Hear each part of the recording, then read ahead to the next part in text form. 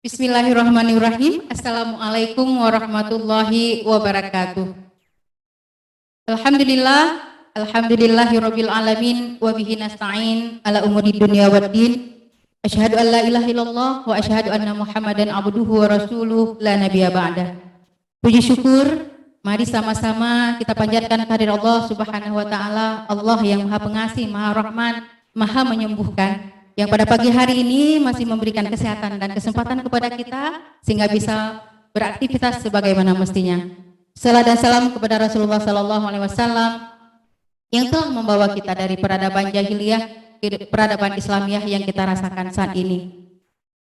Hari ini pada peringatan Hari Stroke Sedunia yang diperingati setiap tanggal 29 Oktober, hari ini kita berbincang-bincang mengenai penyakit stroke. Bahagia sekali telah hadir di studio kita seorang dokter spesialis saraf, yaitu Dr. Erlina SPS.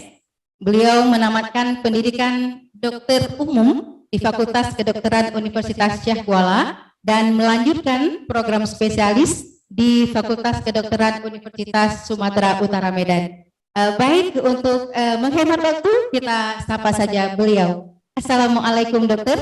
Waalaikumsalam. Apa kabar, sehat? Alhamdulillah. Ya. Rahmat sehat. Alhamdulillah sehat semuanya pada pagi yang berbahagia ini dalam peringatan Hari Stroke Sedunia dengan tema Precious Time. Artinya adalah waktu yang berharga, dan minutes can save life. Artinya adalah menit yang bisa menyelamatkan kehidupan. Nah, untuk mengetahui apa itu maksud dari dua tema tersebut, maka kita minta kepada narasumber kita untuk menjelaskan apa yang dimaksud dengan tema tersebut. Silakan dokter. Terima kasih Dr. Marhama. Terima kasih kepada Direktur dan jajaran manajemen yang memberikan kesempatan kepada kami dari KSM Neurologi untuk membuat serangkaian acara dalam rangka Hari Stroke Dunia. Juga dalam rangka acara Aceh Waspada Stroke. Jadi Perdosi Cabang Banda Aceh juga menggulirkan acara yang namanya Aceh Waspada Stroke dari tahun ke tahun. Jadi pada tahun ini adalah dengan tema Precious Time, Save the Life. Kita berbicara sebentar mengenai mengapa bisa timbul acara peringatan stroke setiap tahunnya. Jadi pada tahun 2006, Dr. Mahrama, jadi kan semua perkumpulan stroke di dunia didirikan dengan satu badan, yaitu Association Stroke, World Association Stroke pada tahun 2004 mencetuskan untuk mendirikan suatu peringatan stroke. Itu dimulai di perkumpulan pada satu acara di dunia di Vancouver, Kanada, pada acara seminar stroke dunia. Itu dicetuskanlah peringatan ini. Kenapa didirikan acara peringatan stroke setiap tahun ini? Dalam rangka untuk memperluas pengetahuan kepada seluruh masyarakat di dunia ini supaya lebih paham, lebih mengenal dalam rangka untuk menurunkan angka stroke. Karena kita tahu bahwa stroke ini merupakan masalah kesehatan di seluruh dunia. Pada tahun 2010 oleh Badan Stroke Dunia ini menetapkan bahwa stroke ini menjadi masalah kesehatan. Artinya sudah angka kecacatan dan angka kematiannya sangat besar. Jadi dari 10.000 orang yang populasi, satu orang akan mengalami stroke. Dan 1 dari 7 stroke ini mengalami angka kematian. Apalagi di Aceh, angka untuk daerah Sumatera dan Indonesia, di Aceh ini angka stroke-nya paling tinggi. Jadi penggalakan Aceh Waspada Stroke sudah dicetuskan beberapa tahun yang lalu oleh Perdosi. Jadi dalam rangka untuk membuat semua orang waspada, semua orang mengenal, semua orang tahu dan segera mungkin sakit supaya mendapat perawatan, supaya mendapat penanganan stroke yang baik. Demikian. Ya, baik dokter. Nah, kita tadi berbicara tentang tema dari peringatan Hari Stroke Sedunia. Nah, masyarakat di luar sana dokter, mungkin belum tahu ini apa itu penyakit stroke. Mungkin silakan dokter menjelaskan tentang stroke itu sendiri apa. Oh iya. Jadi tema AWS Stroke kita tahun ini adalah persistan. Kenapa dibikin waktu yang sangat tertentu? Karena stroke ini sangat ditentukan oleh waktu. Kalau pasien terlambat, akan membawa kematian. Makanya waktu itu sangat penting karena kita masih banyak menjumpai di daerah, apalagi kita di Sigli ini datang pasien sudah dengan lebih dari 3 jam. Jadi precious time itu waktu yang sangat berharga karena untuk mencegah jangan sampai terjadi kerusakan neuron-neuron saraf. Oh iya. Jadi apa itu stroke ya? Orang pasti bertanya. Mungkin orang sudah sering dengar. Stroke itu adalah suatu keadaan di mana terjadinya kerusakan otak dan sarafnya bisa akibat berkurangnya atau suplai oksigen dan suplai ke otak akibat dari penyumbatan ataupun terjadinya pendarahan di dalam otak. Itu yang disebut stroke ya, stroke yang dikenal dengan orang awam. Nah, jadi stroke ini ada 2 jenis, ada 2 bentuk yang kita kenal apa. Yaitu ada yang disebut dengan stroke terjadinya penyumbatan pembuluh darah, atau stroke iskemik dalam bahasa medisnya ya. Nah, jadi terus yang kedua ada yang disebut dengan stroke hemoragik atau stroke yang terjadi karena pecahnya pembuluh darah di otak. Akibat pecahnya pembuluh darah di otak ini, suplai darah, dan kita tahu ya, kalau suplai darahnya turun, pasti suplai nutrisi, suplai oksigen akan menurun. Dan itulah yang membuat otak ini terjadi kematian. Dan itu sangat ditentukan oleh waktu. Kalau makanya pasien datang terlambat waktunya, karena terjadi dalam 3 menit sudah terjadi kerusakan neuron atau sel saraf yang paling kecil, yang tidak bisa lagi kembali. Kalau terlambat datang. Makanya tema kita pada tahun ini adalah waktu yang sangat berharga. Karena pentingnya waktu ini. Karena kalau terlambat pasien tidak bisa lagi dilakukan tindakan yang namanya trombolisis. Trombolisis itu suatu tindakan pemberian obat melalui pembuluh darah yang bisa menghancurkan plak atau sumbatan pembuluh darah di otak. Oh gitu ya, begitu.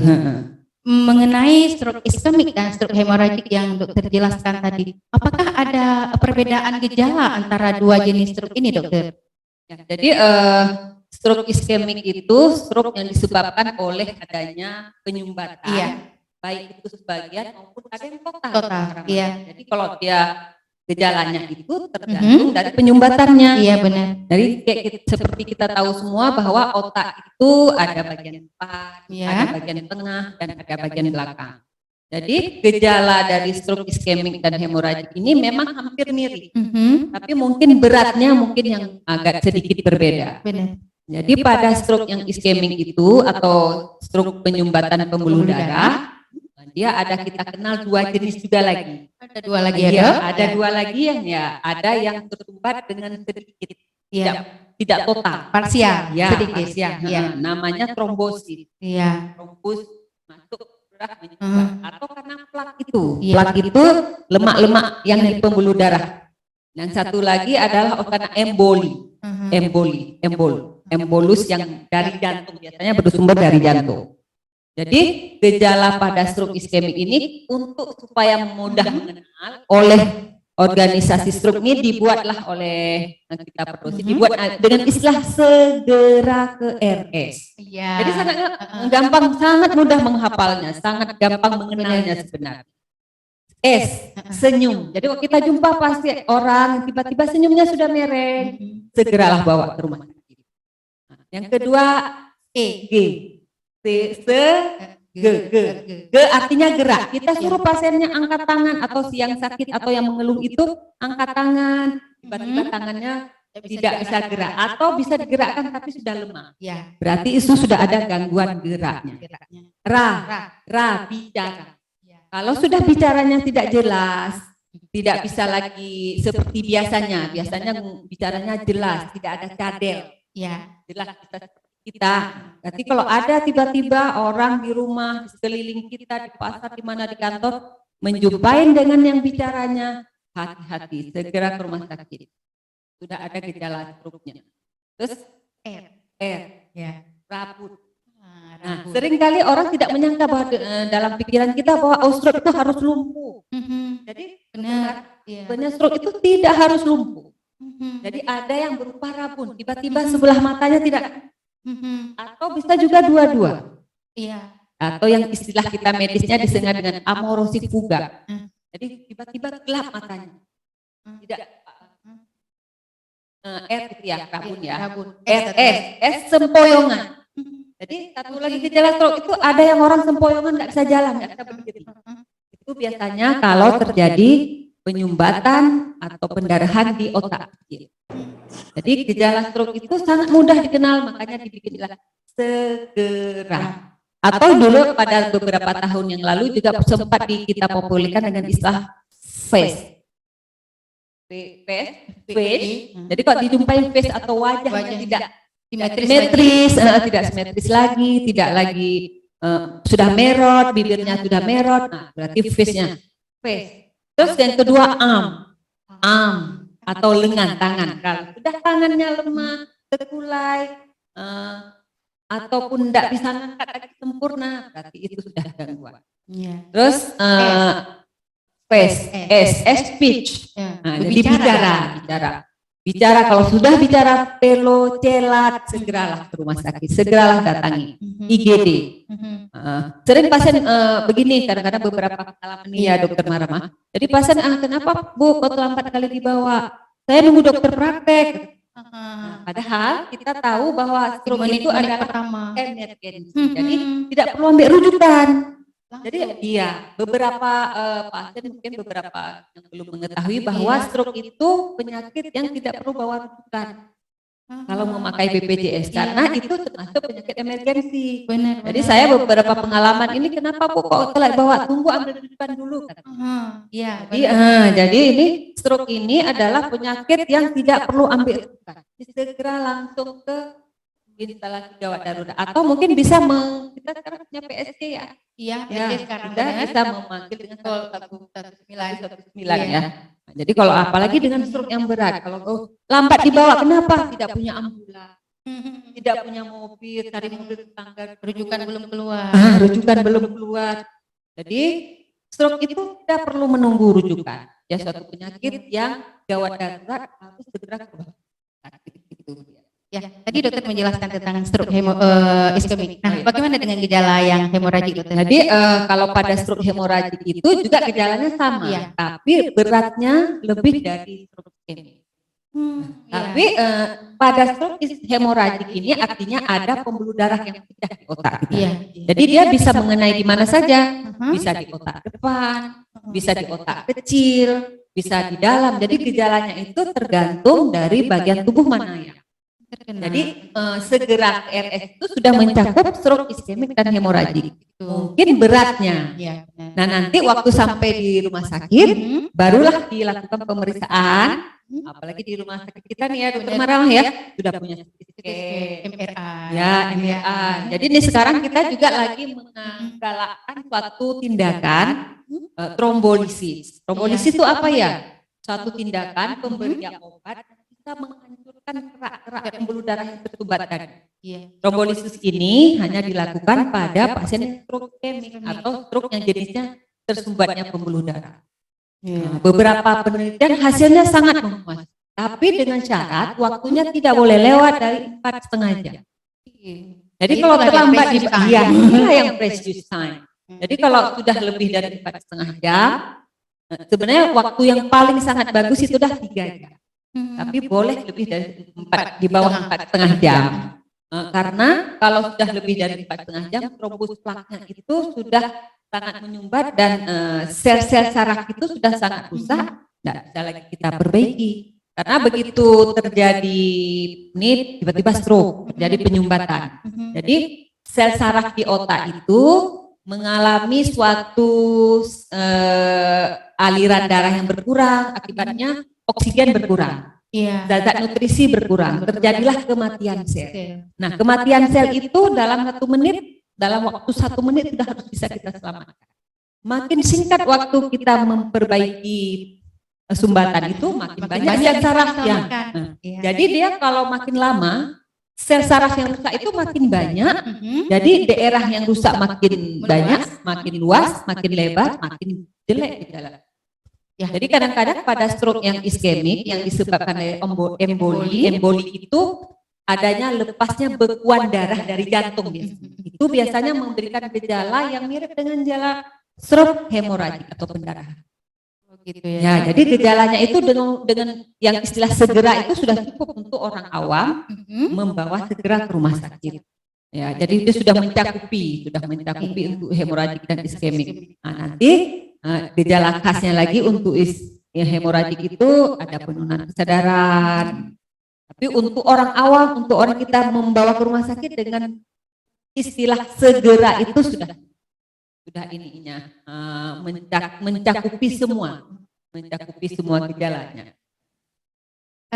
Baik, untuk kita semua, baik tenaga kesehatan, baik yang ada di rumah sakit maupun ada di puskesmas ataupun masyarakat umum, seperti yang dokter sampaikan tadi bahwa gejala awal dari stroke itu adalah segera RS. Jadi apapun yang sudah ditemukan dalam gejala yang disebutkan tadi, maka jangan tunggu rujukan, jangan tunggu ambulan, jangan tunggu keluarga sampai, atau jangan tunggu ibunya datang dulu. Makanya segera bawa ke rumah sakit untuk menyelamatkan sel-sel yang rusak. Seperti tema kita pada hari ini adalah precious time, sangat berharga. Waktu semakin cepat kita tangani maka semakin cepat kita tangani maka proses untuk kerusakan sel-sel akan semakin berkurang. Baik dokter. Nah, menarik ini untuk stroke iskemik dan stroke hemoragik. Apakah ada perbedaan usia pada dua kategori tadi? Apakah misalnya stroke hemoragik terjadi pada usia berapa gitu dokter? Apakah ada dokter? Ya, jadi stroke ini bisa menyerang siapa saja. Satu lagi yang juga membawa kita terlambat dibawa ke rumah sakit ini adalah iya benar. Jadi itu juga menjadi masalah kendala sosial ya. Iya. Terus ada beberapa istilah jangan bawa rumah sakit, nanti kena jarum. Benar. Kalau kena jarum itu akan lebih parah. Ya. Terus ada lagi istilah di masyarakat kita itu jangan sampai jatuh. Jadi kalau jatuh stroke-nya akan lebih berat. Jadi sebenarnya itu mitos. Atau urut dulu. Ya, urut dulu bawa dulu. Urut dulu ke tukang kusuk. Jadi ini kita semua harus waspada. Jadi tidak ada lagi istilah harus tunggu ditusuk dulu. Ini nggak boleh kena jarum nih. Jadi kita semua sudah punya pengetahuan bahwa stroke ini sangat emergensi. Ya. Jadi kembali lagi ke pertanyaan Dokter Marmali, siapa saja bisa sekena. Berarti tidak tergantung usia ya dok? Tergantung usia. Jadi oleh DICPN ya, mereka bagi stroke terjadi pada anak-anak. Yaitu stroke yang terjadi pada usia dari 1 tahun sampai 18 tahun. Terus ada stroke yang terjadi pada usia muda dari 18 tahun sampai 45 tahun. Juga terjadi pada usia lanjut. Lansia sekarang katanya dari 60 ya. Pralansia juga bisa. Ya, jadi pralansia yang 45 sampai 60 sampai lansia. Ya. Jadi semua usia bisa terkena. Apalagi mereka-mereka yang punya dengan faktor genetika atau punya riwayat keluarga. Seperti itu. Ya, atau yang punya faktor resiko. Jadi siapa saja dari kita bisa kena stroke? Siapa saja bisa kena. Ya. Apalagi melihat dari gaya hidup sekarang nih, Dokter Marhamah ya, kita ini naik motor, jadi berjalan yang dulu olahraga yang paling ringan itu adalah jalan kaki. Terus aktivitas misalnya ibu rumah tangga juga ya, benar. Sekarang ibu rumah tangga aktivitasnya benar, mesin cuci. Akibatnya aktivitas gerak, karena faktor resiko itu juga ada yang namanya gerak yang berkurang. Jadi siapa saja bisa kena stroke? Siapa saja di kita yang bisa kena stroke? Jadi orang-orang yang lebih besar kena stroke itu siapa? Ya, orang-orang yang punya faktor. Apa itu tuh? Ya, faktor risiko itu apa ya dokter ya? Jadi faktor risiko itu faktor. Apa saja faktornya? Faktor risiko stroke itu ada faktor yang bisa kita dimodifikasi. Bisa kita otak-atik, bisa kita obatin, bisa kita buat dari dia seminimal mungkin. Ada yang kita utak-atik, sudah pemberian Allah di sana. Contoh yang kita tidak kita modifikasi, tidak bisa kita buat lagi kumur. Nah, seperti kita tadi ya, makin kita lanjut usia, makin resiko besar terjadinya stroke. Loh, kenapa begitu? Karena pembuluh darah kita makin usia tua makin rapuh, makin gampang untuk pecah. Terus yang kedua juga makin lanjut usia, banyak pembuluh darah kita sudah terbentuk plak. Kerak. Yang paling sering itu di pembuluh darah di leher atau istilah kita medis ini karotis. Nah, jadi kita juga punya alat untuk melihat itu. Namanya untuk melihat di pembuluh darah di otak namanya TCD, Transcranial Doppler. Jadi di rumah sakit ini sudah lama yang bisa melihat pembuluh darah di otak. Jadi itu sebelum orang stroke sudah harus dilakukan itu pada orang-orang yang punya faktor risiko ini. Juga bisa dilihat di karotis, namanya karotis duplex. Jadi ada satu USG itu alat yang seperti kita mau periksa ibu hamil tuh ya. Nah, jadi ditempelkan di leher, dilihat pembuluh darah yang banyak plaknya. Nah, kalau sudah ada plak itu yang bisa diobatin. Nah, nanti biasanya kalau itu kerjasama kita sama dokter jantung, bahkan ada yang bisa sampai dibelah, dibuka, dioperasi plak, dibuang. Karena memang plak itu sangat sukar untuk larut atau pecah atau lisis. Nah, jadi itu faktor usia ya. Faktor usia ini makin kita lanjut usia, makin bertambah kita usia, pembuluh darah kita gampang terbentuk plak. Plak itu juga ditentukan oleh makanan, olahraga. Itu yang Terus yang nggak bisa kita modifikasi lebih jenis kelamin. Jadi orang laki-laki nih lebih besar resiko gimana? Kenapa seperti itu, Dok? Tapinya loh. Kalau dianya belum menopause. Karena pengaruh estrogen tadi. Jadi estrogen itu hormon baik budi. Jadi dia membuat pembuluh darah kita lebih lentur. Tapi begitu memasuki kita menopause, estrogen kita perempuan menurun, faktor risiko untuk terjadi stroke sama antara laki-laki dan perempuan. Ya. Nah, terus juga faktor herediter. Keturunan itu kan nggak bisa kita kecuali sebelum menikah ya dipilih calonnya apa dulu ya. Ini ada stroke nggak di keluarga? Kalau ada. Jadi kalau faktor herediter itu sebelum screening pranikah ya benar sudah digalakkan ya.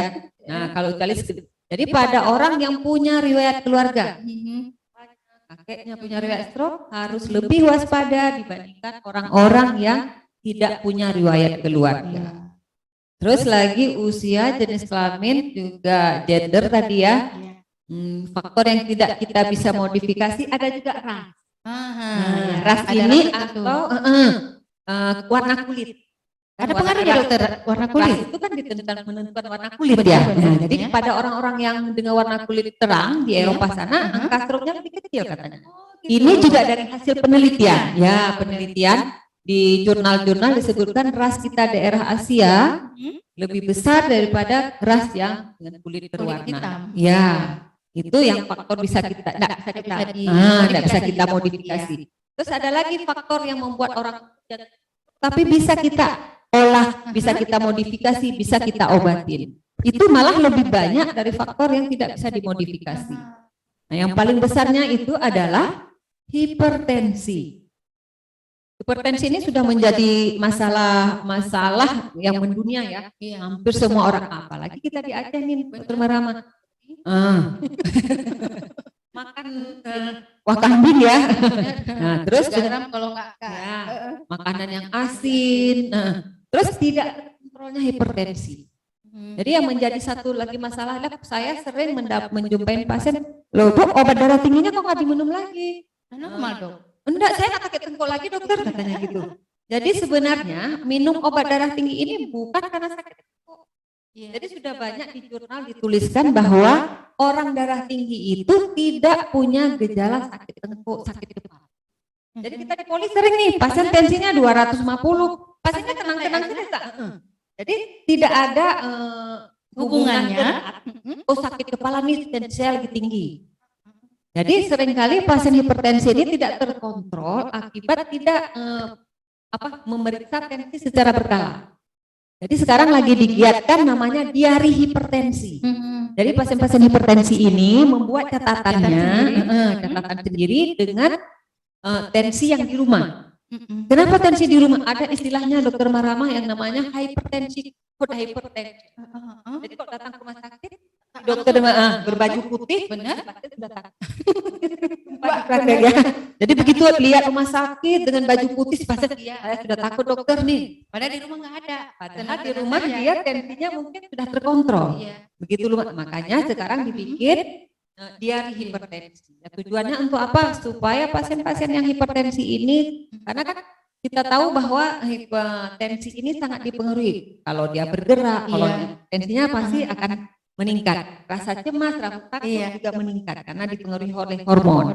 Jadi makanya sekarang digalakkan, dianjurkan untuk memeriksa tensi sendiri di rumah. Malah beberapa pasien yang kita di ini namanya ambulatori pengukuran darah. Ambulatori itu diukur darahnya sepanjang hari. Jadi dilihat kapan dia tensinya, karena tubuh kita ini punya irama sirkadian, dokter. Ya. Jadi irama sirkadian ini sudah diberikan oleh Allah, manusia ini diberi jam waktu. Jadi ada pengatur kayak alarm besar di otak kita ini mengatur semuanya. Kapan kita ngantuk, kapan kita tidur, kapan kita ini ada jam namanya irama sirkadian tubuh. Jadi pada orang hipertensi ini terjadi peningkatan tensi itu saat jam 2, jam 3. Jadi kan enggak ada ya datang ke dokter jam 3 buat ngecek tensi ya? Iya benar, enggak ada. Jadi banyak pasien-pasien yang baru mengalami hipertensi itu tidak terdeteksi. Oleh kenapa? Karena baru-baru hipertensi itu terjadi pada saat itu dia jam sirkadian tubuh. Makanya sering terjadi stroke-nya kapan? Di dalam tidur. Terjadi peningkatan tekanan darah, ya pecah pembuluh darah saat jam 3. Jadi diketahui oleh keluarga kapan? Pagi hari sudah enggak bangun lagi. Nah, makanya sekarang digalakkan yang namanya diari hipertensi. Jadi kalau punya hipertensi saya sudah memulai nanti Bu ya, ukur darah sendiri di rumah. Bikin catatannya dengan catatan. Sekarang kita mempunyai alat ukur tekanan darah yang gampang dipakai ya, yang sudah digital ya, mulai dari yang sangat murah ya sampai yang harga yang puluhan juta.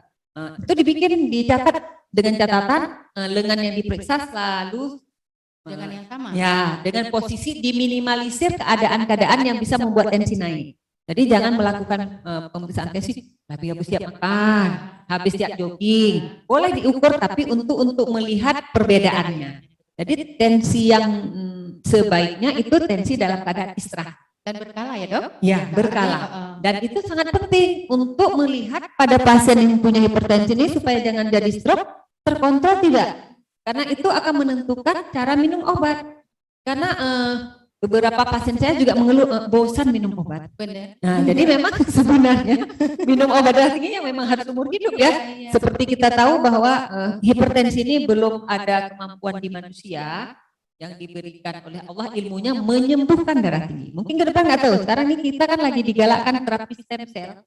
Ya, jadi terapi stem cell ini mungkin nanti ke depan akan ada terapi stem cell yang orang darah tinggi ini bisa disembuhkan. Orang DM juga.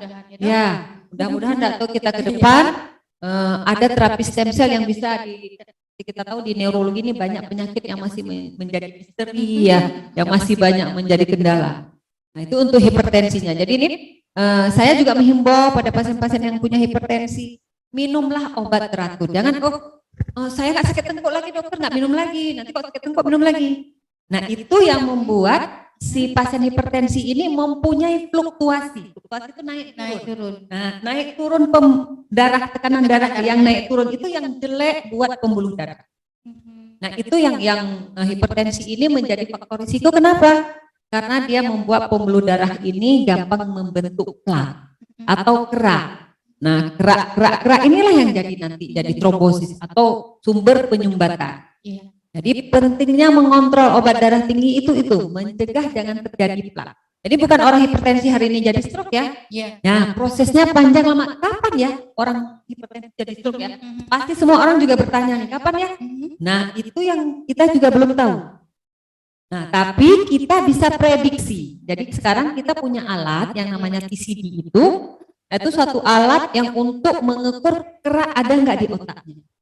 Nah, terus bisa juga karotis tadi. Jadi kalau sudah ada kerak di pembuluh darah leher, sudah ada kerak di pembuluh darah otak, biasanya itu alat TCD itu akan melihat adanya peningkatan tekanan intravaskular. Ya, di dalam pembuluh darah itu akan terjadi penyempitan, stenosis. Jadi kan pembuluh darahnya menyempit. Akibat menyempit terjadi peningkatan tekanan di dalam pembuluh darah. Dan itu kita bisa lihat dengan TCD. Nah, jadi TCD ini sekarang ada yang lebih canggih lagi, bisa lihat gambar pembuluh darahnya, bisa lihat gelombang aliran darahnya. Jadi aliran darah mengalir sepanjang pembuluh darah. Bisa dilihat dengan TCD ini. TCD ini alatnya tidak membuat sakit. Seperti USG juga ditempelkan di otak, lihat di dalam. Jadi kalau sudah ada, ini pembuluh darahnya sudah menyempit. Lihatnya dari mana? Ada peningkatan tekanan intravaskulernya. Dilihat itu gelombangnya jadi beda, suaranya jadi berbeda. Di pembuluh darah itu bisa dilihat dari luar, dilihat gambarnya, didengar suaranya. Oh, ini sudah ada plak dari gambar itu. Yang pasien-pasien yang kayak ginilah yang harus diberi obat untuk mengikis plak. Dan itu memang agak sukar mengikis plak. Jadi kadang sering ini ya pasien yang sudah dengan pasang ring jantung. Jadi sekarang ini kita dengan bagian jantung juga pasien-pasien yang sudah mau pasang ring jantung itu juga harus lihat di sini di otaknya itu. Jadi kalau misalnya di otaknya sudah terjadi plak, kalau di sini sudah diperbaiki, kalau ini nggak diperbaiki akan beresiko juga stroke. Jadi sekarang kalau orang-orang bagian jantung nih mau pasang ring, mau belah jantung ya CABG, nah mereka konsul dulu ke kita, disuruh dulu periksa otaknya sama ininya ada plak enggak. Nah plak ini kalau memang sangat keras, kalau yang ini bisa dibuang, dioperasi, namanya endarterektomi. Jadi ada suatu alat yang dimasukkan lewat kayak seperti orang membuat kateter jantung. Nah dimasukkan nanti sampai ke ini. Atau juga bisa dengan terbuka, memang dibelah dia, namanya endarterektomi. Jadi itu untuk hipertensi ya, karena faktor risiko untuk stroke ini banyak.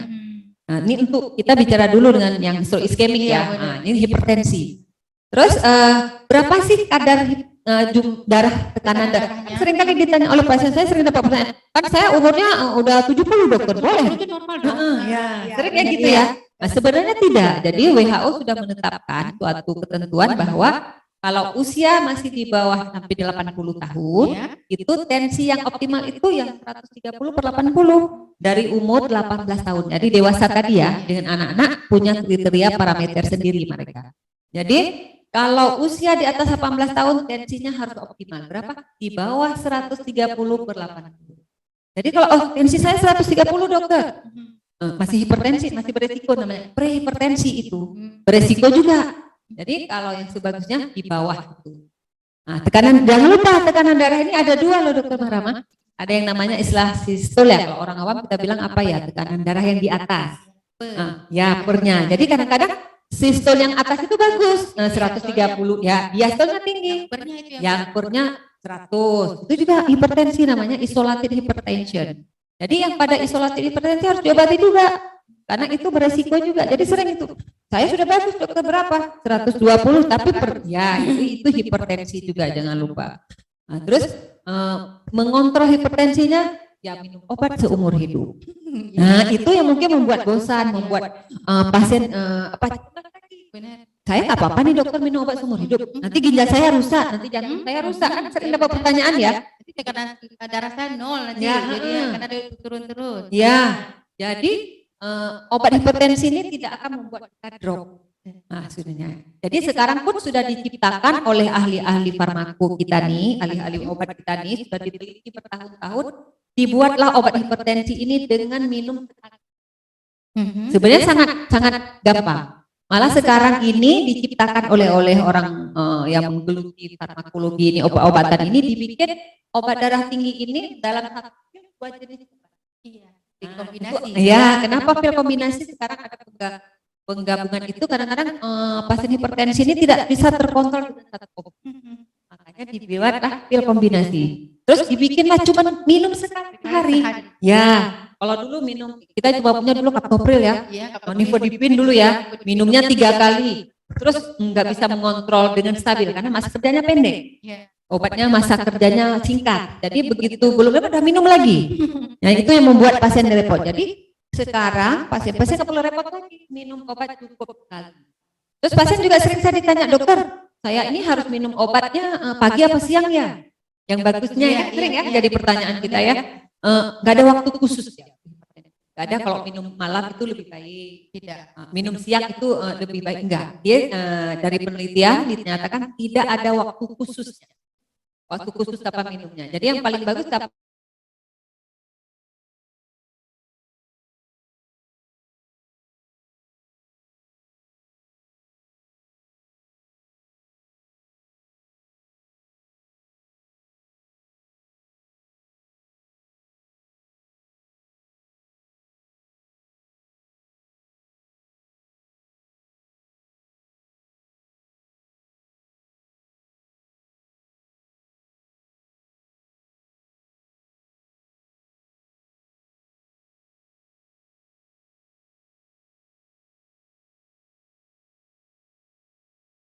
menjadi faktor mayor. Faktor yang besar, dan angka hipertensi ini juga makin hari makin banyak, dokter Marama. Jadi kita bertanya kenapa sih? Karena pola. Iya. Nah, jadi pola hidup kita nih juga menjadi faktor resiko. Pola hidupnya apa yang menjadi sekarang? Gak ada Fisiknya sudah berkurang. Aktivitas fisik ini naik tangga sudah Iya. Terus kemana-mana nggak jalan kaki lagi, nggak ada yang sepeda ya, naik motor. Iya. Nah, itu juga. Terus hidup sekarang ini penuh dan tekanan. Iya. Buru-buru berangkat kerja, semua dilakukan buru-buru sekarang.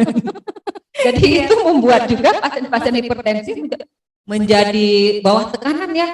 Jadi dia mempengaruhi hormon yang bisa meningkatkan tekanan darah. Prosesnya memang panjang ininya ya. Juga makanan. Jadi sekarang ini banyak kita mengkonsumsi makanan sampah atau junk food atau fast food. Ya. Apalagi sekarang ini musim corona nih nggak pergi-pergi ya. Ya, pesan makanan fast food ya online lebih gampang lagi ya. Jadi seratnya sudah berkurang, terus banyak mengkonsumsi garam, banyak mengkonsumsi gula, itu semua lifestyle. Lifestyle itu juga mempengaruhi menjadi hipertensi dan obes. Obes tentu akan jadi hipertensi dan jadi DM. Jadi itu sebuah lingkaran yang harus diputuskan mata rantai. Ini angka obesitas juga makin banyak sekarang. Jadi kalau kita perhatikan di sekeliling kita, pasien kita, keluarga kita, angka obes mulai dari anak-anak sudah mulai meningkat. Kalau meningkat obes sudah pasti hipertensi, DM, resiko stroke, resiko yang jantung ya vaskular juga meningkat. Jadi ini harus kembali ke pokok dasar sebenarnya, pola makan. Satu lagi olahraga. Nah, jadi kita nih harus menggiatkan pola olahraga. Olahraganya berapa kali? Minimal 3 sampai 5 kali seminggu, minimal 30 menit. Jadi apa olahraganya? Apa saja, tergantung usia. Yang disenangin, yang dihobi. Lari untuk usia 60 ke atas? Ya, iya betul. Iya itu. Terus faktor risiko berikutnya adalah DM. Nah, diabetes mellitus atau gula darah atau kencing manis atau istilahnya apalagi orang awam ya, darah gula, kencing manis. Ya, itu juga jadi salah satu faktor risiko stroke. Faktor risiko yang mayor malah. Faktor risiko mayor ini apa? Faktor risiko kalau dia ada aja satu aja, tidak perlu yang minor. Ya, tidak perlu yang lain, dia sudah jadi menjadi faktor risiko stroke. Ya, kenapa DM ini bisa jadi faktor risiko stroke? Karena orang DM ini gula darah di dalam darahnya banyak, aliran darahnya jadi lambat. Kalau alirannya jadi lambat, plak atau kerak di pembuluh darah makin gampang terbentuk. Nah, jadi kalau penderita DM-nya sudah menderita lebih 2 tahun, sudah mulai terjadi mikroangiopati. Mikroangiopati itu apa? Pembuluh darah di ujung halus-halus sudah mulai kerak, makanya kakinya sudah mulai kebas. Nah, ada rasa. Iya, udah mulai itu. Berarti itu sudah ada gangguan pembuluh darahnya. Nah, pasien sudah mulai harus waspada. Pada pasien DM ini juga sama kayak hipertensi. tidak bisa disembuhkan, harus minum seumur hidup. Terus yang membuat berat mah pasien ini sering ngeluh, saya nggak bisa makan ini itu, harus kontrol. Iya. Dan beberapa pasien kadang-kadang ada istilah gini, saya nggak mau suntik nanti ketergantungan. Jadi kalau pasien misalnya sudah pakai obat, sudah 2 obat, tidak lagi juga berespon, tidak turun gulanya, nggak mau pakai insulin karena nanti saya ketergantungan. Padahal itu bukan suatu ketergantungan karena tubuhnya tidak bisa membuat insulin. Jadi masuk insulin. Jadi ini belum beberapa pasien nggak paham, nggak mau nanti saya dokter ketergantungan. Padahal kalau nanti dia sudah terkontrol bisa juga lagi masuk ke obat oral. Ya, jadi kadar gula darah ini juga sering pasien nggak mau periksa. Kenapa nggak mau periksa, Bu? Nanti sabu banyak saya. Jadi kok tahu? Jadi minum obat juga. Minum obat tapi tidak kontrol itu juga tidak baik. Kenapa? Kalau kadar gulanya juga masih banyak berarti kan minum obat tidak mencapai sasaran. Jadi bukan hanya minum obat teratur pada pasien hipertensi, DM, juga harus hasilnya baik. Gula darahnya baik, tensinya baik. Jadi pada pasien DM ini kalau misalnya gulanya bagus nih ya, tapi tensinya tidak terkontrol, masih jadi faktor resiko. Atau pasien DM ini gulanya bagus, tensinya bagus, terus kolesterolnya bagus, tapi orangnya obes. Obes atau kegemukan ya, kelebihan berat itu kan jadi faktor resiko. Jadi semua faktor resiko itu berkolaborasi ya, kerjasama kolab ya. Kolab dia menjadi suatu faktor yang lebih besar lagi. Nah, yang harus pada pasien DM ini sering terjadi namanya infak lakunar, Dokter Mahrama. Nah, jadi infak itu kalau kita di medis ini ada istilahnya ada paci, ada laci itu lac. Jadi yang kena pembuluh darah gede. Kalau paci itu yang belakang kenanya. Ada yang mikro kecil. Kecil namanya lakunar infak. Jadi kalau di radiologi di foto kadang-kadang pasiennya stroke nih, lemah, tapi kok nggak ada pembuluh darah tersumbat di otak, itu lakunar infak. Jadi ujung jari bisa jadi ya, Dok. Bukan, dia di otaknya. Di otak kita. Jadi kena di pembuluh darah di otak yang arteriol. Pembuluh darah yang halus, jadi gejalanya sangat minimal. Bahkan beberapa pasien ya, yang pasien saya itu yang kurang aware, kurang waspada, dia merasa enggak stroke saya, tapi begitu datang ke kita, sudah lemah tangannya, lemahnya sangat minimal. Saat dokter memeriksa baru ketahuan. Jadi pada DM ini waspada bisa terjadi yang namanya lakunar infak. Yang sangat kecil yang gejalanya kadang cuma rabun dikit, rabunnya sebelah aja atau cuma ngomongnya celat aja, ngomongnya nggak jelas saja. Satu lagi harus waspada, bisa stroke ini loh, gangguan daya ingat. Nah, ya jadi stroke tuh nggak harus lumpuh. Rata-rata kita kenal lumpuh. Jadi pasiennya tiba-tiba lupa gitu. Nggak tahu, nggak kenal lagi dengan anak. Prinsipnya apa? Harus terjadi tiba-tiba ya. Beda dengan gangguan memori ya. Kalau yang stroke ini memang tiba-tiba pasiennya udah nggak bisa ingat lagi. Siapa nama saya ya? Saya lahir di saya barusan ngapain? Jadi bisa kayak gitu, gangguan memori karena ada pembuluh darah yang tersumbat di daerah daya ingatnya. Jadi stroke pada ini bisa terjadi gitu, terutama pada pasien yang dengan faktor risiko DM ini. Jadi stroke-nya mini, kecil, lakunarnya kecil, sumbatnya hanya halus. Jadi kalau pasiennya tidak waspada, tidak terlalu memperhatikan dengan detail, kita nggak ketahuan dan bisa beberapa kali stroke ya. Begitu kita CT scan, banyak infak-infaknya nih. Nah, pada pasien DM sering terjadi kayak gini. Terus faktor resiko untuk stroke iskemik berikutnya adalah kelainan jantung. Nah, kelainan jantung ini, kelainan jantung yang paling sering itu yang disebut dengan AF. AF itu apa? Atrial fibrilasi. Atrial fibrilasi itu apa? Kalau orang tanya tuh nggak ngerti. Denyut jantungnya nggak irama. Kan denyut jantung kita duk, kita dengar tuh duk. Kalau pada orang yang aritmia atau atrial fibrilasi itu denyut jantungnya nah, iramanya nggak sinkron, nggak teratur dia. Itu akan membuat kelainan di jantung, menyebabkan aliran turbulen. Turbulen itu berputar balik. Nah, itu akan membuat emboli. Emboli itu apa? Terjadi pembekuan darah yang akan nanti ikut aliran darah masuklah ke otak. Loh, kok otak yang diserangnya?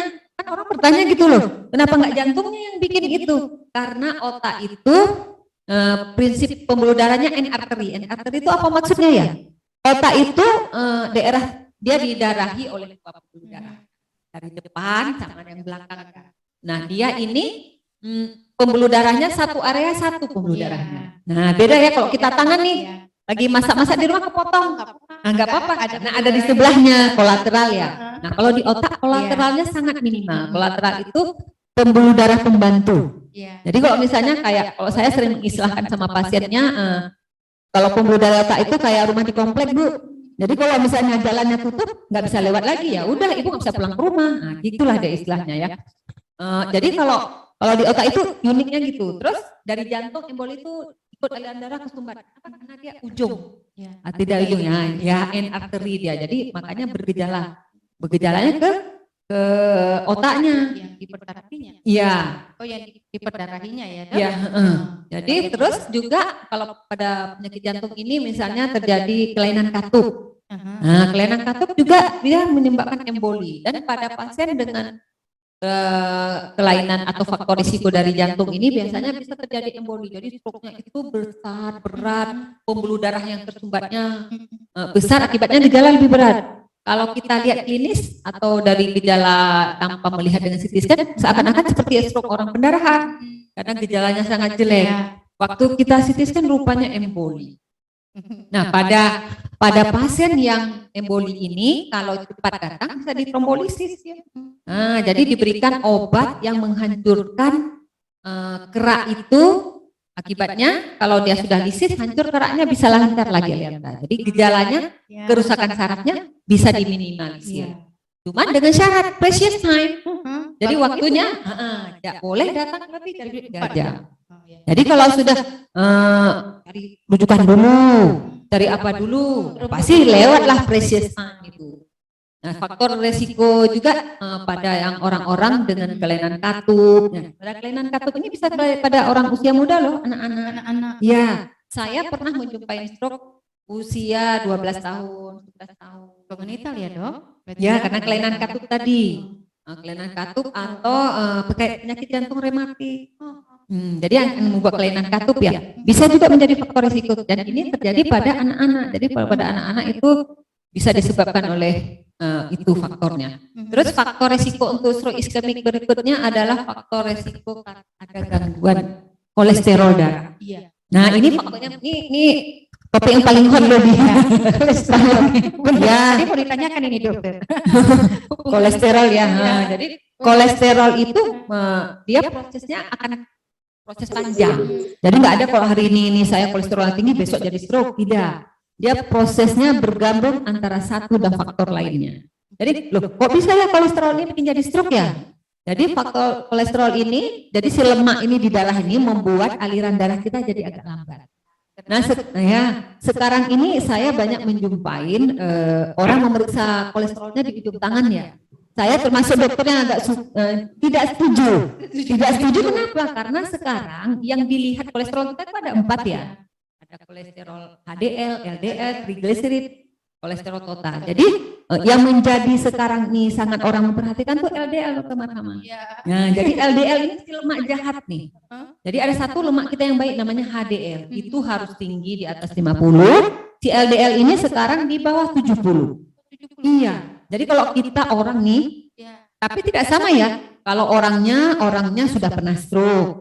Nah, terus orangnya gemuk, punya DM, hipertensi, itu harus semua kolesterolnya di bawah, bukan di bawah normal, punya parameter sendiri, punya ukuran sendiri. Itu LDL-nya 70. Terus trigliseridnya harus 200. Nah, terus kolesterol totalnya tidak bisa seperti kita, ada faktor risiko ya. Nah, jadi harus lebih rendah lagi ya. Kalau enggak dia akan lebih cepat menjadi plak. Ya, jadi plaknya lebih cepat terbentuk. Kalau kolesterol di dalam darahnya misalnya normal, pada orang DM lama plaknya terbentuk, mungkin sekitar beberapa tahun. Kalau kolesterolnya banyak makin cepat. Jadi bisa kolesterol itu menyebabkan stroke tanpa ada hipertensi? Bisa. Karena ada faktor usia tadi. Jadi kalau usianya sudah lanjut dengan kolesterol tinggi, lama-lama terbentuk plak. Laki-laki lagi, perokok lagi ya, nggak kurang gerak lagi ya, makan asin lemak lagi ya. Nah, jadi kolesterol ini juga berhubungan dengan makanan. Nah, jadi banyak orang kan, saya kan minum obat kolesterol dokter, jadi saya boleh makan bebas. Nah, itu dia. Jadi kolesterol ini dibuat di dalam tubuh kita 80%. 80% metabolisme tubuh kita menghasilkan kolesterol. Itu yang harus diturunkan dengan olahraga. Jadi nggak bisa hanya minum obat kolesterol. Nggak turun juga dia. Jadi banyak pasien yang saya rutin minum atau turun ya. Nah, itu dia, dilupakan faktor bahwa metabolisme tubuh kita menghasilkan kolesterol. Berapa persen? 80% loh. Hanya 20% yang berasal dari makanan. Selebihnya? Ya, selebihnya metabolisme tubuh. Metabolisme tubuh mungkin apa buat orang awam ya? Proses pengolahan, proses kehidupan di dalam kita, kehidupan di dalam sel. Proses pengolahan di dalam sel semua itu akan menghasilkan kolesterol. Berapa? 80% loh.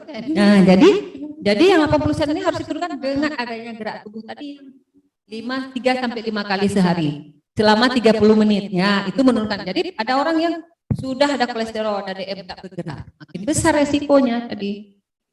Jadi gitu terus si kolesterol ini juga yang pada pasien yang punya DM itu parameternya beda ya. Jadi kalau orang yang ada hipertensi, ada DM atau sudah pernah stroke nih. Misalnya nih ada satu kasus misalnya, ada satu pasien dia sudah pernah stroke. Nih supaya jangan stroke lagi dia harus semua juga harus dikontrol. Nah, itu kolesterol. Jadi pada pasien yang kayak gini, kolesterolnya harus di bawah 70 desiliter gitu. Lebih rendah. Terus apalagi yang menjadi faktor risiko mayor kita ya yang akan kita bincangkan nih. Yang paling penting juga asam urat. Jadi pengaruh itu dia. Jadi asam urat ini sangat dipengaruhi oleh makanan. Nah, tapi jangan lupa ya kita saya sering mendapatkan juga, saya juga agak kurang setuju kalau ngecek asam urat itu bukan darah vena, tidak puasa karena akan memberikan hasil yang tidak akurat. Iya. Nah, sama kayak kolesterol tadi ya. Jadi kalau dia dicek di ujung tangan tidak karena darah kapiler ya. Darah kapiler itu apa? Darah yang banyak di tepi yang banyak tidak menggambarkan seutuhnya darah di vena. Jadi kalau orang-orang untuk screening boleh dokter Maramah. Misalnya nih dokter Maramah ya nggak punya kelebihan berat badan, nggak punya hipertensi, boleh cek kolesterol di ujung hanya buat screening. Tapi kalau orang yang kita lihat dia nih obes ya. Terus ada DM-nya, ada hipertensinya. Periksalah kolesterol yang melihat semua. Ya, yang lihat ada kolesterol totalnya, ada LDL-nya, ada HDL-nya. Atau nampak semua kolesterol jahat dan baiknya. Karena kolesterol, misalnya kolesterol yang baiknya rendah, itu resiko juga masih. Jadi kayak mana menaikkan kolesterol baik itu dengan pola makan dan olahraga juga. Aktivitas fisik. Ya, jadi itu saling berkaitan. Jadi si asam urat ini juga pengaruhnya akan menimbul bersama dengan kolesterol menimbulkan plak itu juga tadi. Karena kalau asam uratnya tinggi di dalam pembuluh darah, aliran darahnya jadi lambat. Jadi kalau aliran darahnya lambat, lengket ya di dinding pembuluh darah. Itulah yang plak. Plak itu mungkin kok kita istilahkan di orang awam itu proses terjadi sama dengan kerak di selang air. Dia kan bisa copot juga ya. Benar. Jadi mirip seperti itu. Keraknya ada di ujung kaki, lepas, ikut aliran darah masuk ke otak. Jadilah dia emboli. Nah, itu dia. Nah, itu faktor yang ini ya. Terus ada faktor-faktor kecil lainnya. Ada faktor namanya pola hidup. Pola hidup itu seperti makanan. Jadi makan yang kurang serat, makan kurang buah, kan buah kita tahu dari serat dan sayur. Itu menjadi faktor resiko bersama faktor yang lainnya. Faktor gaya hidup ya sekarang ini kurang gerak ya. Terus banyak mengkonsumsi garam, itu berpengaruh dengan hipertensi. Terus obesitas. Obesitas juga menjadi faktor risiko untuk stroke iskemik. Terus faktor yang lainnya yang juga menjadi ini merokok. Jadi merokok ini kok bisa jadi faktor risiko stroke? Kenapa? Karena dia menyebabkan gangguan aliran darah. Gangguan aliran darah juga akan menyebabkan ya plak tadi. Jadi cerita-ceritanya plak terus ini, balik-balik gumpal lagi ya, gampang. Ya, jadi tar nikotin itu membuat aliran darah lambat, itulah yang membuat jadi terbentuk plak, jadi stroke lagi.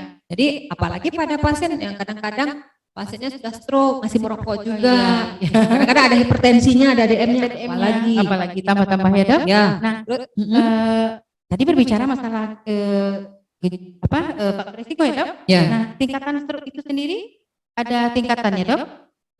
Jadi kalau kita di Islam medis itu sebenarnya nggak ada istilah ini stroke berat, ringan, sedang. Itu ada istilah dari awam aja ya. Kalau gejalanya sangat berat, kita sebut dengan stroke berat. Ya, misalnya kan ini emboli ya. Ada pasien, ada kelainan jantung dengan atrial fibrilasi atau irama jantungnya tidak baik, jadi dia bisa menyebabkan stroke. Stroke-nya karena dia lepasnya kepingan darah. Jadi kan berat karena menyumbatnya belum berat. Jadi stroke-nya memberikan gejala yang berat. Gejala yang beratnya apa? Hilang. Terus lumpuhnya berat. Jadi istilah kalau untuk tingkatan seperti pembagian DM itu ya, tipe 1, tipe 2. Ini sebenarnya di dalam istilah klinis medis kita tidak mengenal, tidak ada tingkatan ini berat, tapi gejalanya. Jadi ada gejala stroke mini. Nah, satu lagi kita harus bahas nih, ada yang namanya TIA, Dokter Marahma. Jadi mungkin pasien sering gini, tiba-tiba dia mata nggak nampak sebelah, terus beberapa jam, 3 jam udah sembuh. Kenapa? Udah datang di ini loh.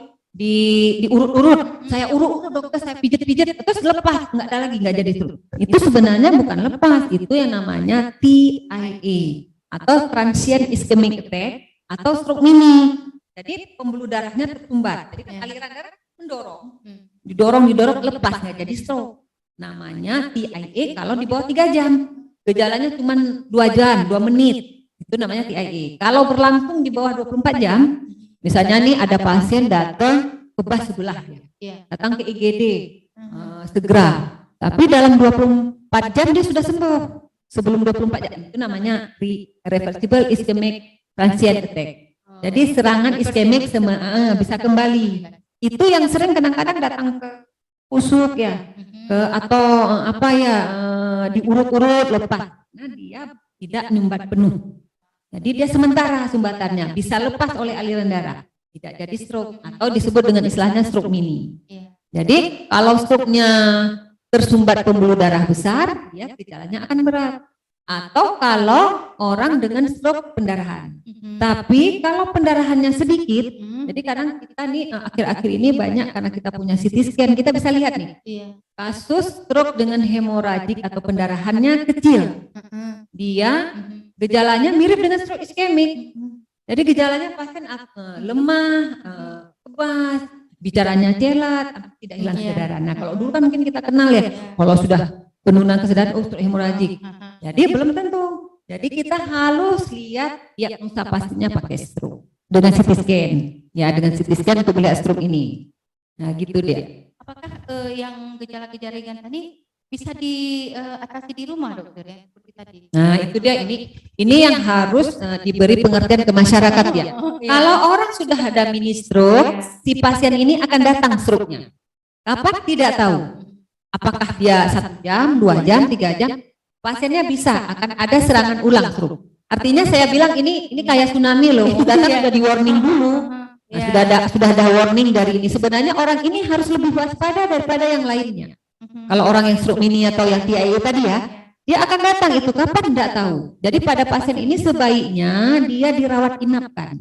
Jadi pada pasien-pasien ini kalau mungkin nanti ada ini yang menonton dari puskesmas ya, tolong oleh pasien kayak gini juga dikirim ke rumah sakit untuk apa ya? Kan dia udah baik. Nah itu dia. Jadi pada istilah pencegahan stroke ini Dokter Marahma, tadi mungkin saya lupa menyebutkan ya. Sebenarnya pencegahan stroke itu ada 2 juga. Ada yang namanya sekunder, ada yang primer. Jadi orang yang belum terkena stroke harus dicegah jangan stroke. Namanya mencegah primer, pencegahan primer. Jadi pasien ini harus digali, harus dicari apa sih penyebab stroke-nya. Dia punya kolesterol gimana, punya asam urat bagaimana, jantungnya bagaimana, terus bagaimana pembuluh darah di otaknya, bagaimana pembuluh darah di lehernya, di karotisnya, itu harus dicari. Sebenarnya stroke ini sangat banyak faktor risiko. Ada yang namanya hemosistein, ada anti-cardiolipin antibody, ada bermacam-macam. Tapi mungkin yang faktor yang menjadi mayor ini ya, faktor yang paling besar. Terus mungkin si pasien TIA ini juga merokok, nih juga diberi Jadi pasien-pasien yang TIA ini sebenarnya juga harus sebaiknya dirawat inapkan untuk mencari faktor risikonya apa. Jadi kalau kita sudah menggali semua faktor risikonya, kita harapkan dia tidak jadi stroke. Kalaupun nanti mungkin terjadi stroke, jangka yang lama. Rokok. Ya, ini untuk saat ini memang rokok itu salah satu faktor yang saya menjumpai beberapa kasus, dan banyak ya, bukan beberapa kasus yang dia tidak punya, sudah kita gali yang bisa kita gali ya, mencari faktor risiko. Nggak ada kelainan jantung, nggak ada DM, nggak ada diabetes, merokok dengan lifestyle-nya. Ya, itu menjadi faktor, saya melihat mungkin ini kayaknya rokok ini menjadi masalah besar yang untuk membuat stroke ini ya. Karena ditambah dengan gaya hidup tadi, pola hidup, pola makan ya, aktivitas sehari-hari, juga menjadi faktor risiko. Jadi begitu ya. Iya, baik dokter. Nah, makanan yang mungkin bisa kan kita sudah berbicara tentang makanan yang tidak bisa dikonsumsi ya. Tidak boleh tinggi garam. Yang bisa dikonsumsi apa dokter? Yang sebaiknya mencegah dan mengatasi stroke. Ada tidak dok? Ada. Jadi kan pada orang-orang stroke ini harus memperhatikan mungkin istilah germa sekarang tuh memperhatikan isi piring ya. Makanya isi piringku itu sangat menentukan masa depanku ya. Jadi pada orang stroke ini dia kita balik sebentar ke pencegahan stroke dulu ya. Jadi stroke itu bisa dicegah dengan 2 cara. Jadi mencegah orang yang belum stroke untuk jangan jatuh ke stroke. Namanya primer, dia belum ada stroke nih ya. Yang kedua mencegah orang yang pernah stroke nih. Jangan serangan ulang. Karena saya pernah menjumpai ada pasien saya 10 kali. 10 kali. Sekarang juga banyak itu karena dia dengan faktor risiko. Jadi orang yang belum stroke ini dicegah dengan mengatur pola makan, makannya mengurangi makan garam, memperbanyak makan serat, terus mengurangi makan gula. Jadi makan lihat isi piring tuh. Jadi isi piring tuh karbohidratnya nasinya sedikit, sayur, buahnya. Nah, dokter saya nggak sanggup beli buah. Jangan beli buah yang mahal-mahal, dokter marah ya. Iya benar. Pisang di Padang Tinggi banyak ya. Banyak, besar-besar. Atau mungkin di puskesmas ini harus digalakkan untuk itu toga. Ya kan dulu yang toga itu jadi sayur tinggal di sebelah ya taman gizi. Ya jadi sebenarnya enggak mahal ya. Buah kata sangat murah kita di Indonesia ini ya, bukan seperti di negeri yang daerah yang tidak iklimnya. Pepaya madu kan dok? Ya. Iya benar. Kayak biasa juga atau juga boleh. Atau punya mangga di rumah. Yang dijual?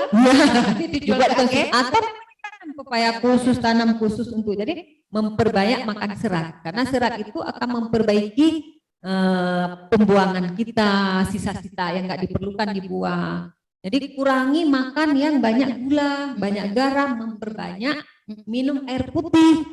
Karena ada pasien yang minumnya kopi sepanjang hari tanpa air putih. Hari itu 5 kali kopi dokter. Iya. Jadi itu juga harus waspada. Banyak. Terus mengurangi makan berlemak. Nah, jadi ini kita banyak kari kambingnya itu. Jadi boleh makan boleh, tapi dibatasi. Pengertian lemak juga dokter. Kadang-kadang masyarakat mengatakan dokter apa yang tidak bisa dimakan ya lemak-lemak? Apakah kacang gitu kan? Ya, avokat lagi ya. Mereka menganggap bahwa kacang itu adalah makanan yang berlemak. Ya. Kacang yang berlemak itu dokter. Jadi yang berlemak itu lemak jenuh ya. Lemak jenuh itu ada misalnya di dalam hewani. Di hewani itu memang lemaknya. Nah, misalnya ada daging. Dagingnya boleh dikonsumsi. Ya, gapah. Kalau istilah bahasanya itu gapah. Gapahnya itu yang dibuang atau isi dalam. Ya, jerawat. Usus, babat. Nah, karena dia kadar lemak itu artinya kolesterol yang dipunyai di dalam makanan itu. Hati, jantung. Ya, itu juga yang paling banyak sebenarnya dari otak. Nah, jadi tapi kalau otak ikan aman ya, karena dia pun ya. Yang paling berbahaya itu ini banyak mengkonsumsi otak kambing loh. Ya, otak kambing itu kadar kolesterolnya lemak jenuhnya paling banyak dia. Lemak jenuhnya jadi itu jangan mengkonsumsi bagian dari otak kambing. Dagingnya boleh. Jadi otak kambing jangan gapahnya, jangan pakai santan lagi. Jadi bikin kambing guling sekarang. Berarti kacang-kacangan itu terus jadi kacang itu aman malah paling bagus ya, karena dia mengandung lemak baik. Ya, lemak baik. Jadi orang boleh makan kacang, tapi pengolahannya Nah, jadi ini kacang jangan digoreng karena ada di minyak. Minyak itu lemak. Kacang rebus. Oh, saya nggak suka kacang rebus. Boleh disagran. Saya gongseng ya. Nah, terus jangan rebus kacang rasa garam. Karena banyak ya. Iya. Kacang rebus rasa garam tapi Jadi kacang asin itu sebenarnya kacang sudah bagus, segala kacang-kacangan aman, bagus, malah dia protein yang aman. Asam uratnya dok? Kan kita mengkonsumsi dalam jumlah tertentu, kan tidak kita konsumsi sepanjang hari terus menerus dan bukan makanan utama kan? Benar. Ya, jadi dia kadar asam uratnya memang ada, tapi tidak terlalu perlu dikhawatirkan. Yang paling banyak malah kadar asam urat itu ada di otak kambing, otak sapi, dan usus babat dan seafood. Jadi dikurangi udang, piting, cumi, usus, apalagi udangnya diolah pakai santan lagi. Kalau di Aceh Iya. Jadi kan memang pakai santan, kemudian pakai kelapa itu juga. Iya. Terus digoreng atau jadi ditumis dulu. Ditumis dulu ya, tumis dulu pakai santan. Iya. Jadi sudah bercampur semua ya. Jadi makanan itu dia, jadi mengurangi makan lemak tak jenuh itu, menggantikan dengan sayur, buah, ikan aman. Nah, pengolahannya itu, mengurangi makan bersantan, berlemak-lemak. Jadi terus saya juga sering mendapat pertanyaan, kalau buah itu avokat nggak boleh ya? Enggak, avokat itu malah aman, dia banyak antioksidan. Jadi dari penelitian terbaru, avokat itu kan murah ya. Nah, jadi dia banyak mengandung antioksidan. Tapi jangan ditaruh. Kan ada orang buat pakai santan. Nah, banyak orang buat pakai santan, enak memang. Tapi jadi yang baik, jadi tidak baik. Ya, jadi ngolah avokat pakai susu kental manis yang sangat manis, gula lagi. Kalau santan yang tidak dipanaskan, apa bisa dokter? Sama dia, tetap kan dia mengandung kadar minyak di dalam ya. Jadi dia tetap tidak boleh sering dikonsumsi ininya. Jadi kalau avokat aman ya, karena sering pasti nggak mau, avokat itu kan banyak lemaknya. Padahal dia antioksidannya tinggi di avokat. Kembali ke ini ya dok, ke pengobatan tadi dokter bilang, apakah terapi pada stroke dewasa dengan anak-anak itu sama dokter? Oh ya, kita tadi belum menyinggung tentang faktor risiko stroke pada anak-anak ya. Jadi anak-anak itu pun beresiko untuk kena stroke, terutama yang ada kelainan jantung tadi ya. Ada kelainan jantung seperti penyakit kelainan katup itu pada anak-anak sering. Terus bisa juga terjadi AF. Terus adanya infeksi. Infeksi misalnya pasien mengalami infeksi sepsis gitu ya. Infeksi yang berat itu akan menyebabkan terjadinya vaskulopati. Vaskulopati itu apa? Gangguan dari pembuluh darah dan aliran darahnya. Itu juga jadi faktor risiko stroke. Terus atau pasien-pasien yang anak-anak ini bisa juga terjadi faktor risiko stroke itu kalau adanya kelainan darah, ada sickle cell anemia namanya. Jadi sickle cell anemia itu anemia ya, bentuk sel darah merahnya seperti bulan sabit. Jadi bentuk pembuluh darah sel darah merah itu kan merah bulat ya. Nah dia ada suatu kelainan, ini sering terjadi pada anak-anak, anemia sickle cell. Jadi bentuk sel darah merahnya seperti bulan sabit, itu orangnya beresiko untuk kena jadi stroke nanti. Biasanya pun bisa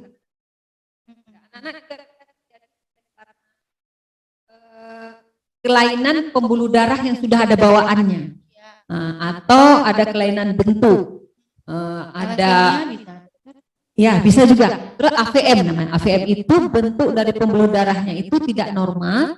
Kalau terjadi peningkatan tekanan darah atau pasiennya menimbulkan nyeri, itu bisa terjadi stroke. Contoh kasus dulu ada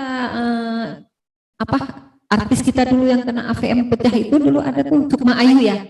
Nah itu salah satu penderita stroke yang mengalami pecahnya pembuluh darah oleh karena pecahnya AVM-nya. AVM itu pembuluh darahnya seperti ada anyaman ya. Jadi seperti anyaman ada kelainan pembuluh darah. Itu juga berisiko dan bisa terjadi pada anak-anak ya. Terus juga faktor risiko yang lain juga adanya penggunaan obat-obatan pengencer darah. Ya, kadang-kadang pada anak remaja mungkin ya, remaja ada kelainan apa yang harus memakai itu bisa juga beresiko untuk terjadi stroke pada anak-anak. Jadi bisa juga menyerang anak-anak. Jadi bukan hanya orang dewasa nih stroke-nya. Jadi dengan anak-anak faktor resikonya itu tadi yang sudah saya sebutkan. Terus untuk penanganannya pada pasien stroke ini beda antara stroke yang jenis penyumbatan dengan stroke yang dengan pendarahannya. Pada yang penyumbatan, kalau pasiennya cepat datang yang memenuhi syarat untuk tadi dilakukan trombolisis.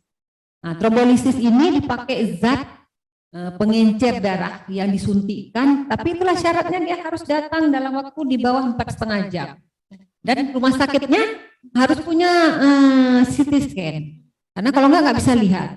Nah, jadi dia nanti bisa dilakukan itu, dan kalaupun tidak berhasil dengan trombolisis bisa lagi dilakukan sekarang dengan tromboektomi.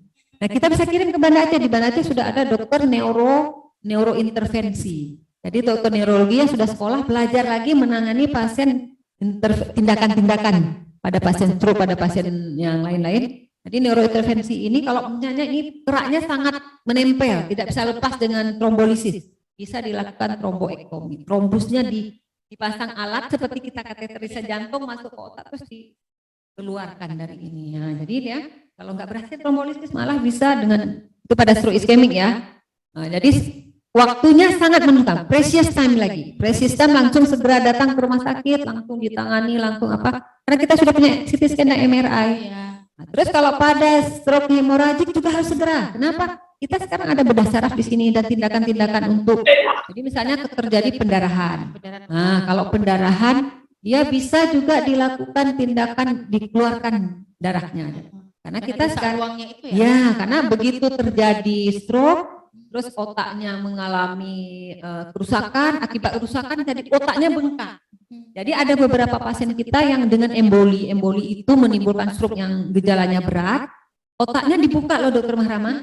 Jadi namanya kraniotomi ya untuk dekompresi. Jadi akibat terjadi stroke ya otaknya dibuka, ditanam di bawahnya.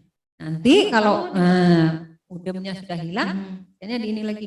Atau kalau yang hemoragik kita sekarang punya dokter bedah saraf yang bisa melakukan tindakan pada pasien-pasien yang kalau ada pendarahan. Tentunya yang dengan ada syarat-syarat tertentu ya. Jadi kalau pasien dengan pendarahannya banyak bisa dilakukan pengeluaran darah dari karena kita sekarang sudah punya bedah saraf. Untuk ibu hamil dokter? Ya, jadi pada orang pada orang-orang yang punya kehamilan malah juga ini juga menjadi salah satu faktor risiko untuk stroke. Maksudnya menjadi masalah juga ini. Kenapa? Apalagi orang yang sebelum hamilnya memang sudah punya hipertensi. Nah, pada orang hamil kok bisa jadi menjadi faktor risiko ya? Nah, pada hamil kan kita tahu pada orang hamil ini terjadi gangguan aliran darah. Terus kondisi darahnya kepada ibu hamil itu gampang beku oleh karena hormonal. Jadi itu kalau dia gampang beku, dan gampang terjadi iskemik dia. Apalagi orangnya obes, terus punya hipertensi. Ya, itu juga jadi faktor risiko. Terus pada orang saat hamil kan terjadi peningkatan berat badan. Ya, peningkatan berat badan kita tahu kalau dia punya faktor risiko kegemukan, ada hipertensinya. Jadi pada ibu hamil ini bisa beresiko besar juga untuk terjadi stroke. Nah, tentu ya kalau sudah stroke pada ibu hamil ini menjadi masalah karena penanganannya itu tidak bisa disamakan dengan orang yang kalau orang tanpa kehamilan kan kita tidak perlu mempertimbangkan bayinya. Ya, karena kan tidak semua obat ini aman untuk ada obat-obat tertentu mungkin kayak trombolisis melakukan pada pasien dengan kehamilan juga menjadi pertimbangan yang sangat hati-hati ya, harus dipertimbangkan kelebihan keuntungannya pada dengan hamil ya. Jadi menangani pada pasien dengan stroke dengan kehamilan ini lebih sukar. Nah, biasanya kita harus bekerja sama dengan Opjin ya, dan harus diawasi dengan ketat. Jadi kalau ibu-ibu hamil yang punya resiko nih, punya obesitas, punya hipertensi, punya DM, kontrol lah, mengontrol faktor risikonya sangat penting pada pasien ini. Jadi supaya jangan saat hamil jadi stroke gitu. Karena ada beberapa kali, kadang-kadang melahirkan Dokter Mahrama. Jadi dia pasien eklamsi atau yang dia memang hipertensi sebelum hamil pun sudah hipertensi. Pada saat purpuralis pun bisa terjadi beberapa kali kasus kita pada masa nifas terjadi stroke. Dokter, ini kan dulu berkembang isu bahwa begitu serangan stroke pertama ada terapi tusuk jarum di ujung-ujung jari. Apakah itu recommended untuk penanganan stroke di rumah, dokter? Jadi kalau saya berpendapat stroke itu jangan ditangani di rumah. Stroke itu precious time loh, segera ke rumah sakit. Jadi itu mitos ya. Iya, Nah, itu mitos, nggak ada kalau nusuk jari itu keluar darah stroke-nya jadi lebih ringan. Tidak. Karena kan stroke itu di otak. Iya. Di otak prosesnya, nggak ada hubungan dengan ujung jari. Oh jadi kalau ditusuk keluar darahnya terus juga jadi ringan. Karena penyebab hipertensi, karena tekanannya tinggi, makanya ditusuk keluar darahnya mengurangi hipertensi. Itu mungkin analoginya.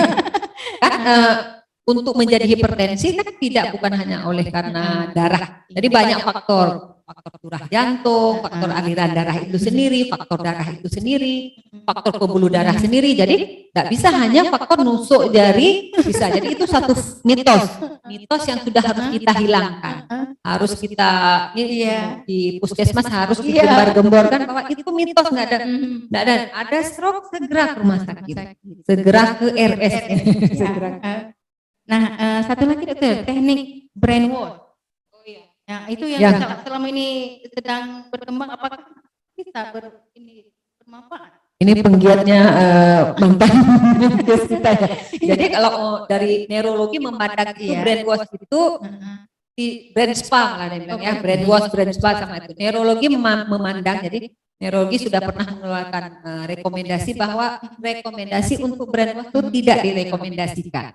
Karena kan pengobatan stroke itu adalah tergantung apa penyebabnya. Jadi kalau misalnya udah iskemik, dia ada trombolisis, tidak perlu brainwash. Memang sudah ada brainwash ininya, tidak perlu dengan brainwash. Brainwash itu memasukkan heparin juga. Sebenarnya kan brainwash itu berkembang dari dulu orang radiologi itu memeriksa pembuluh darah pakai kontras, warna. Ya, jadi itulah yang diistilahkan dengan brainwash, brain spa ya.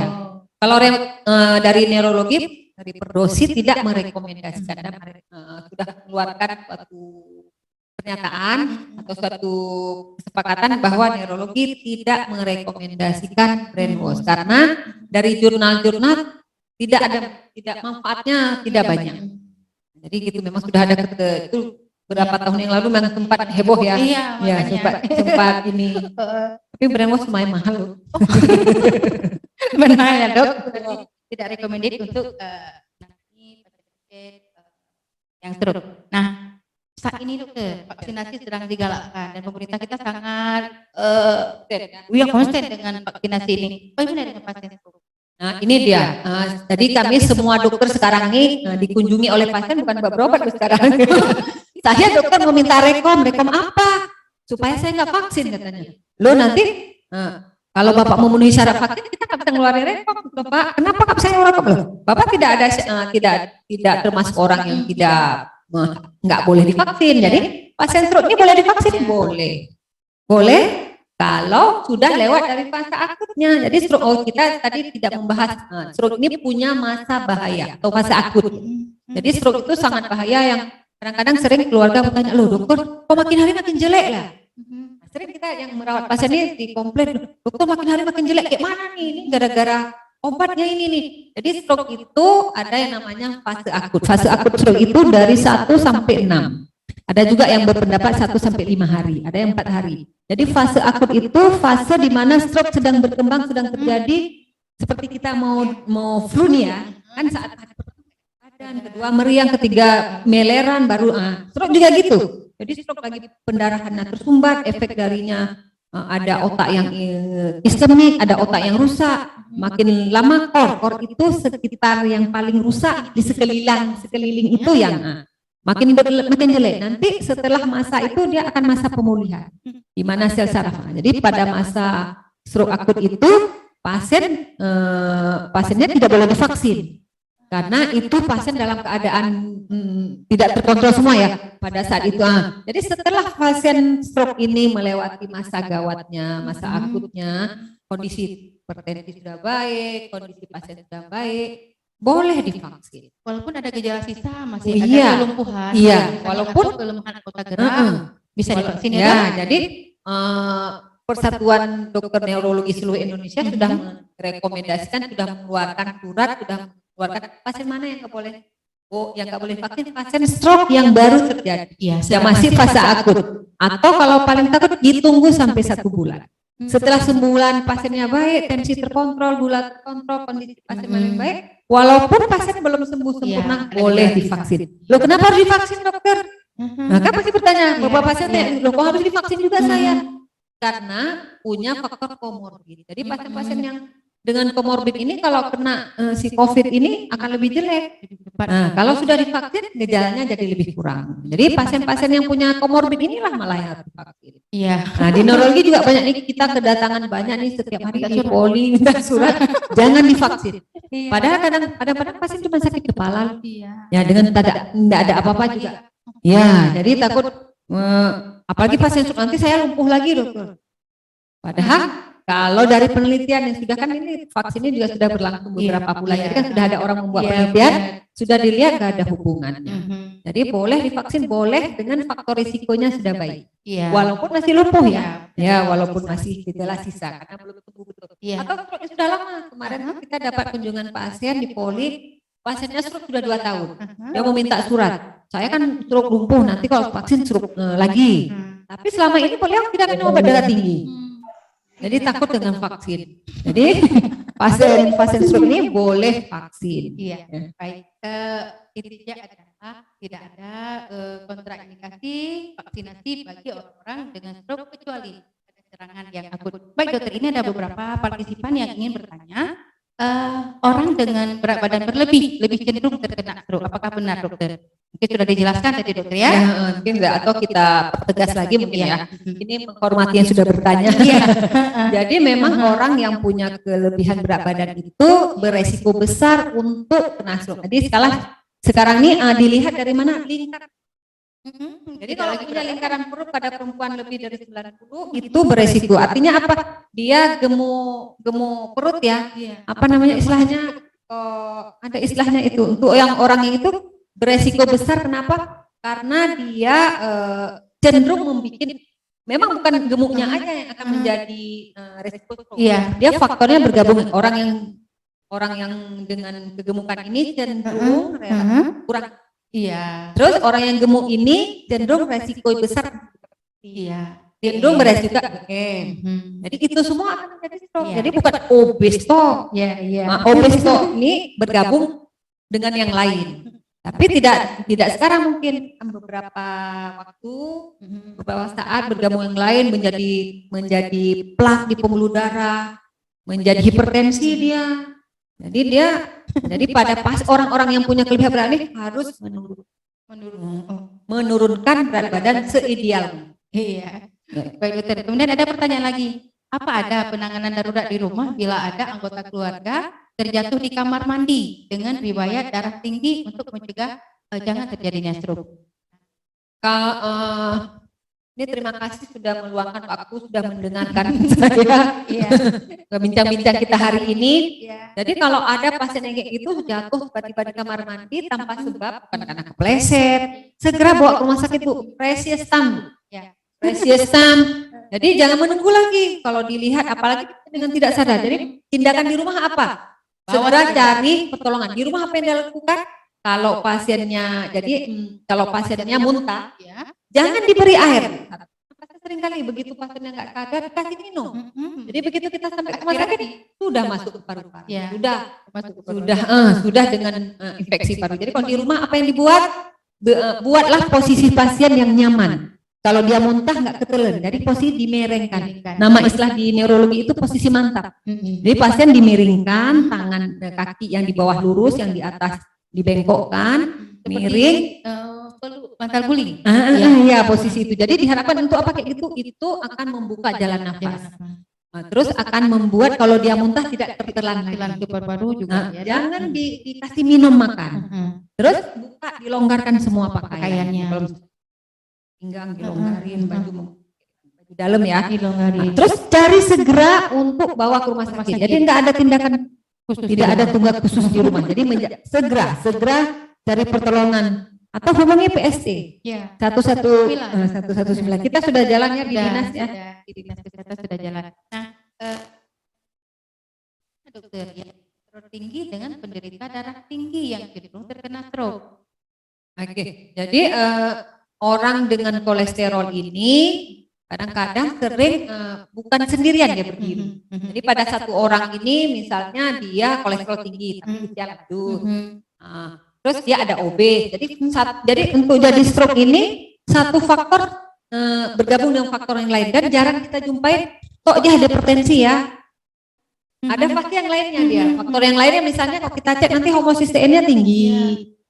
Yang sering terjadi di kita ini, kita tidak punya sarana untuk menggali semua faktor risiko. Jadi semua faktor risiko kolesterol aja, darah tinggi aja, padahal si pasiennya ada AC-nya, ada homosisteinnya tinggi. Kita kan nggak bisa cek homosistein di sini. Terus ada kegemukannya, ada merokoknya, usia lanjut.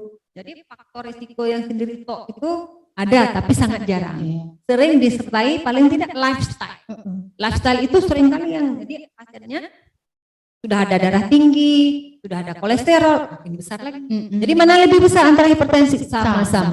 Sama dia beresiko. Tengok umurnya. Kalau umurnya lanjut, walaupun cuma darah tinggi itu tetap beresiko. Kalau umurnya muda, tapi dia sudah gemuk, kolesterol, DM, tetap resikonya lebih besar. Jadi besar tidaknya kemungkinan untuk stroke ditengok berapa banyak dia punya faktor risiko. Jadi itu bisa diikut ada cat skor.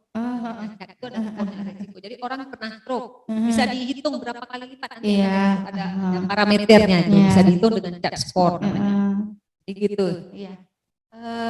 Mungkin dari partisipan sudah habis pertanyaannya. Mungkin dokter sebagai closing statement di hari peringatan Hari Stroke Sedunia ini, mungkin dokter sampaikan kepada masyarakat apa yang ingin dokter sampaikan supaya masyarakat kita jangan mengalami stroke.